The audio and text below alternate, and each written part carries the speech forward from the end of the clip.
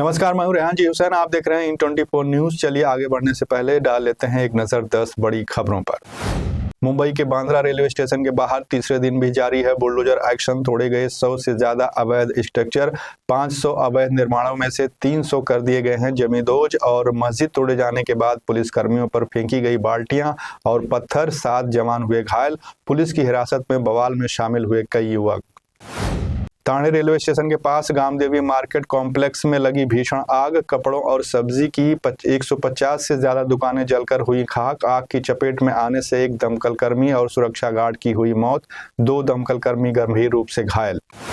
महाराष्ट्र में 16 विधान परिषद सीटों के लिए होने वाले चुनाव से पहले महायुति में सीट बंटवारे का फार्मूला तय। सूत्रों के मुताबिक बीजेपी 12, शिंदे गुट 3 सीटों पर उतारेगा उम्मीदवार।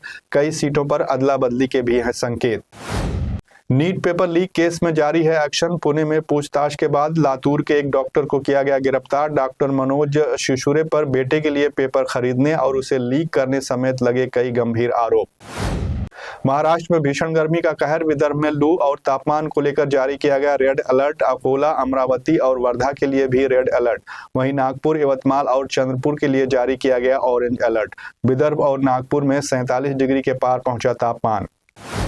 मुंबई से सटे ठाणे जिले के कई इलाकों में रहेगी 24 घंटे की पानी की कटौती। 21 मई की दोपहर 12 बजे से 22 मई को दोपहर 12 बजे तक पानी की आपूर्ति पूरी तरह से रहेगी बंद। जरूरी रखरखाव और मरम्मत कार्य के लिए टीएमसी ने लिया फैसला। मुंबई को पानी की आपूर्ति करने वाली झीलों में महज 20% बचा है पानी का स्टॉक, जिसके चलते वैतरना और भादसा झील को रिजर्व कोटे यानी कि आरक्षित जल भंडार से मिलेगा अतिरिक्त पानी। मुंबई में अगस्त तक नहीं होगी पानी की कोई किल्लत। नवी मुंबई के तुर्भे में चोरी की वारदात के दौरान महिला की बेरहमी से कर दी गई हत्या। पुलिस ने आरोपी को 24 घंटे के भीतर किया गिरफ्तार।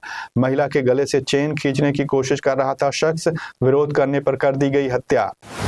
पुणे के पिपरी चिचवड़ में फर्नीचर शॉप फायरिंग मामले में लॉरेंस बिश्नोई गैंग के 3 आरोपियों को पुलिस ने किया गिरफ्तार। उत्तराखंड से हुई तीनों शूटरों की गिरफ्तारी।